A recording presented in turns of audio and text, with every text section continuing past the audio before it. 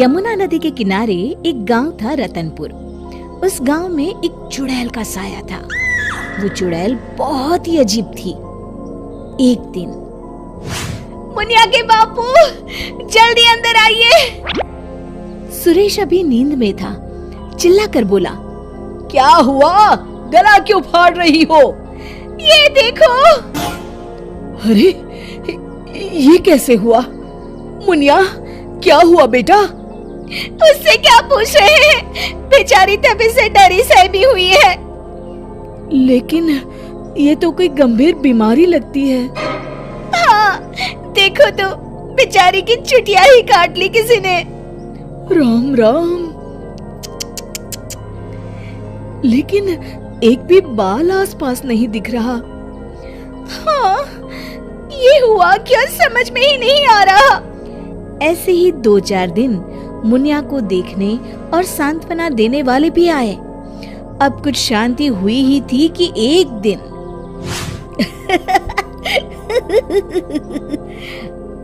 क्या हुआ रामू? तू हंस क्यों रहा है? अरे काका, वो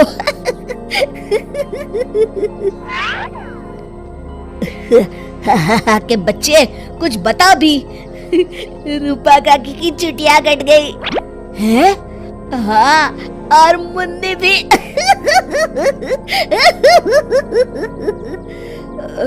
अच्छा, पर काहे? आप भी पूछ लो। चल कर देखता हूँ। क्या हुआ मुन्नी? ये क्या हल्ला मचा हुआ है? तभी मुन्नी बाहर आती है। ये का सुन रहा हूँ? कैसे हुआ सब? अरे का बताएं चच्चा, रात में रोज की तरह खा पी के सोए और सुबह देखे तो अरे राम राम। पहले तो मुझे लगा कोई बीमारी है, लेकिन ये तो लगता है पक्का किसी डायन या चुड़ैल का काम है। अब तो रतनपुर में ये औरतों की चोटी काटे जाने वाली खबरें आम हो गई। अगले ही दिन, सरिता, आज बहुत गर्मी है, मेरा बिस्तर बाहर लगा देना। जी ठीक है। सरिता ने रमेश का बिस्तर बाहर और अपना और चुनिया का आंगन में लगा लिया। रात में रमेश को प्यास लगती है। बड़ी प्यास लगी है, लगता है सरिता ने पानी नहीं रखा। कोई नहीं, खुद ही ले लेता हूँ। अंदर जाने पर वो देखता है कि सरिता के बिस्तर के सिरहाने चुड़ैल खड़ी है। वो एक हाथ से सरिता की चोटी पकड़े हुए है और चाकू से उसकी चोटी काट रही है। वो जोर से चिल्लाया, चुड़ैल, बचाओ, बचाओ, चुड़ैल। सरिता और चुनिया उठ गए। गांव वाले भी फौरन आ गए। देखते हैं, चुड़ैल हाथ में सरिता की चोटी लिए खड़ी है। भीड़ देखकर वो हंसते हुए बोली,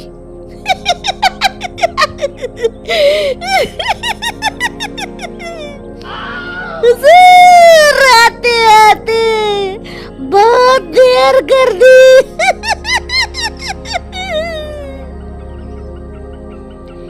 सरिता तो डर के मारे बेहोश हो गई, पर बाल तो जा ही चुके थे।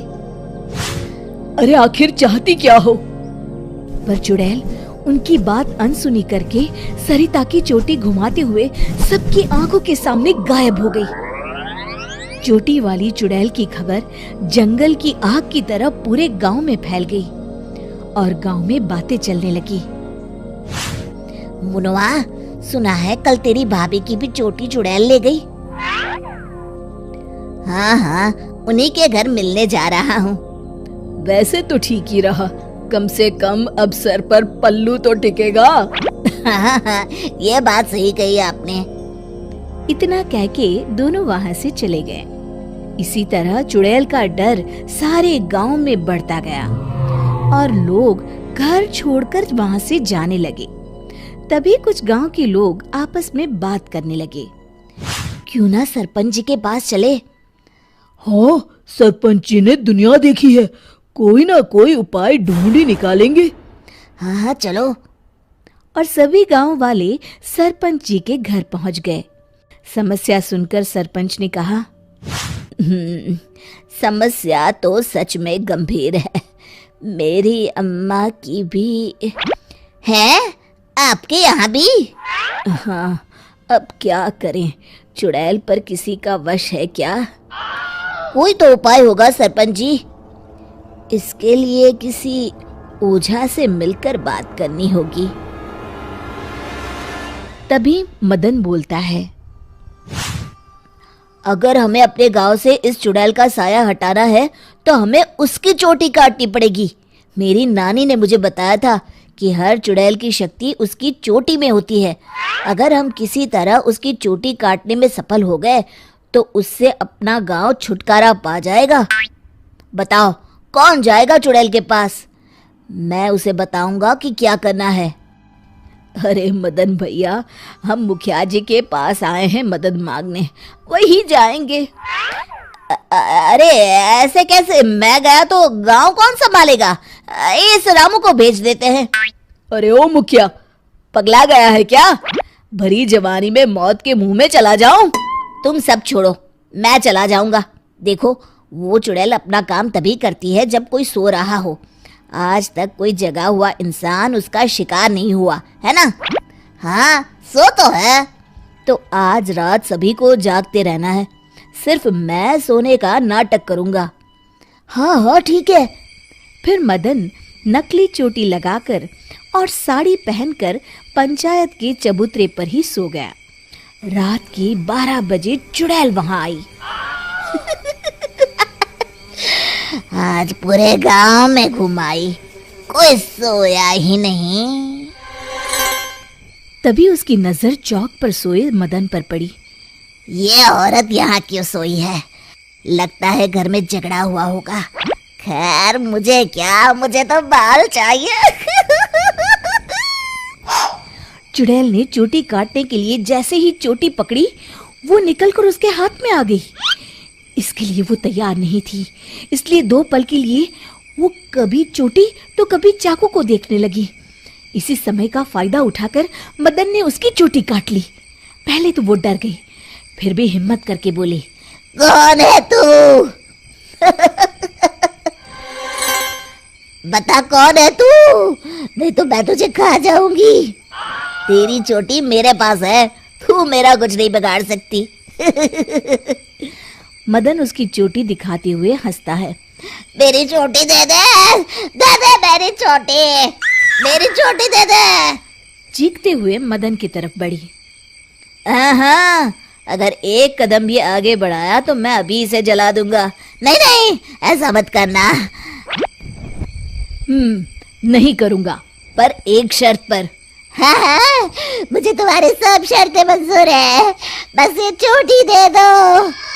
अभी नहीं, पहले ये बताओ तुम इन बालों का क्या करती हो? मैं इन्हें एक कुएं में डाल रही हूँ, उसे भरने के लिए।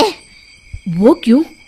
जब वो कुआं भर जाएगा तो मैं सबसे शक्तिशाली हो जाऊंगी।